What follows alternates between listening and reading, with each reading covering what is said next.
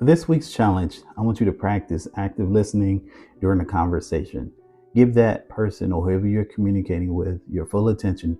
Repeat back what they said in your own words and see how it dramatically improves your connection with them. Poor communication is a major issue. In fact, research shows that 86% of employees and executives cite poor communication as a major reason for workplace failure. Effective communication isn't just about talking, it's about listening, understanding, and also, most importantly, connecting. According to a Harvard Business Review article, people who communicate effectively are 40% more likely to be promoted within their jobs and report more positive relationships in their personal lives. John Maxwell said it best: people may hear your words, but they feel your attitude. Let's learn how to master communication in both what we say and how we say it. Let's get into it. Hey, do you want to improve your relationships at work and in your personal life? Well, guess what? You can do just that. It all starts with just one skill: communication. In today's video, I'm going to be diving into how effective communication can absolutely change everything. Hey, what's up, YouTube? I'm Caleb. Welcome to my channel, The Trusted Advocate. I'm a case manager turned coach turned entrepreneur.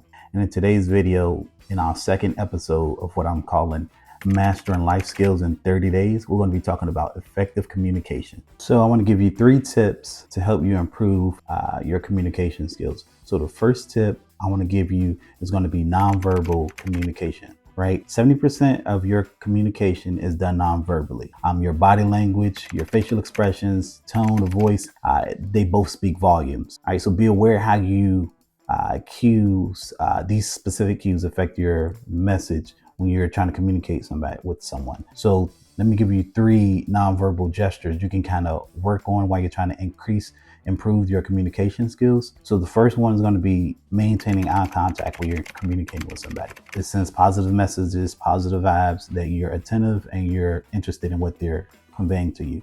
Number 2, you want to smile genuinely, like, yes, I'm not aggressive, I'm open, I'm receptive to what you're telling me. And then the third tip is having like an open posture, right? You don't want to have your arms crossed, because typically crossed arms means you're closed-minded, you're not open to what the person is conveying, you're only listening to respond. So those are 3 tips I want to give you for nonverbal communication. Number 2 is to be clear and concise, right? So you want to speak, when you speak, rather, clarity is your key. You always want to make sure you speak clearly and concisely, so that there's no misunderstandings in what you're trying to convey to the person you're communicating with, whether it's in personal conversations or work conversations. Being clear and direct is always better than miscommunicated information. All right, avoid using any type of jargon or company jargon that kind of creates a barrier between you and the person you're trying to communicate with.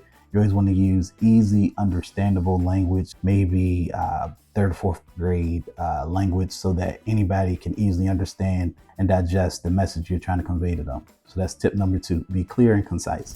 Number 3, and what I consider the most important of the 3 ways to improve your communication, is going to be, you guessed it, active listening. So you want to make sure when you're communicating, you want to engage in active listening and not reactive listening. So the difference between active listening and reactive listening is understanding, right? So when you're actively listening to someone, you're listening to understand, not listening for you to be understood.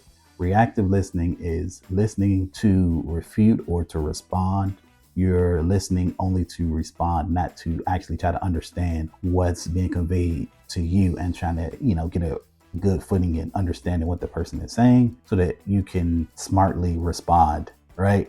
And have a very respectful conversation. And I also want to give you 3 ways to convey that you are engaging in active listening. One way you can do that is by nodding and using verbal affirmations, right? You could say things like, oh, I understand. I see what you're saying. Or you can say something like, when someone's talking, nod and say, go on, right? Something as simple as that.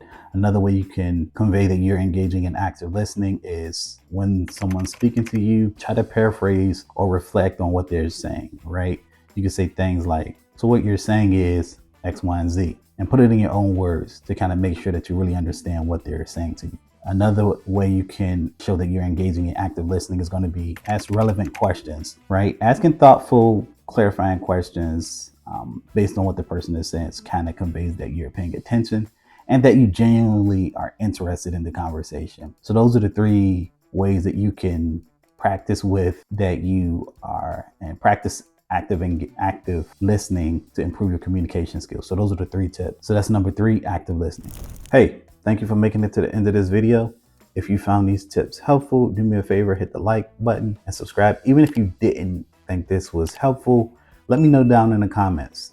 What parts did you like? What parts didn't you like? I'm always looking for ways to improve. So if you could just help me out, just let me know down in the comments. I'd really appreciate it. Be sure to stick around for my next video for next week, where I talk about setting healthy boundaries. So stay tuned and I'll see you in the next video. Thank you.